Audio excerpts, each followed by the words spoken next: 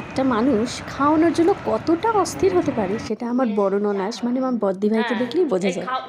খাওয়ানো স্টার্ট হলো।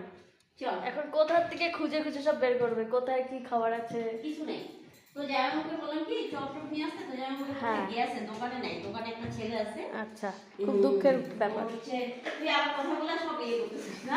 খুবই দুঃখের ঘটনা। খাবার এখন খুঁজে পাচ্ছে না। চল এই দোকানটা নিয়ে আসি। হ্যাঁ ওটাই ঠিক ঠিক, সারাদিন খাবার আর খাবার।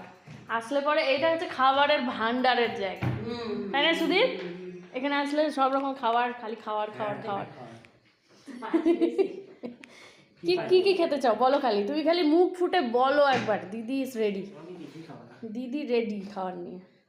এখন রেডি হচ্ছে, বাইরে যাবে খাবার কিনতে। কেন? খাওয়াতে হবে তো, খাওয়াতেই হবে। মেলায় যাবে নাকি? না না, তুই একসাথে খাওয়ার জন্য কিছু আছে নাকি ওই দোকানে দেখি।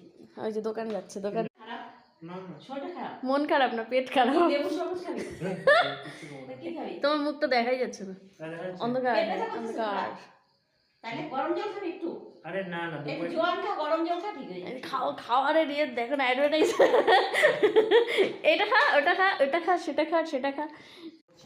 হ্যাঁ না না ভাবছিস না দাঁড়া, 10 টাকা দেবো তো। ভাত খাবি একটু, মাছের ঝোল?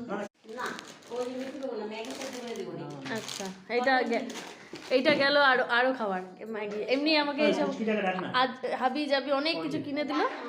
শোন, 10 টাকা দেবো তো। তো আসল কথা হলো বলো। এটা হচ্ছে খাবারের ভান্ডারের জায়গা। হ্যাঁ, অনেক খাবার পাওয়া যাবে। আমার শুধু খাবার খাবার আর খাবার। দেখেছো? যখন থেকে আসবে খাওয়ারের ব্যাপার চিন্তা করতে থাকো আর পেতেই থাকো, আনলিমিটেড। তোমার পিছনে দেখো কে আসছে একটা। কে আসছে রে? হে এই, স্কুল বন্ধ। একটু দেখাই তো, আমি ব্লগটা শেষ করবো।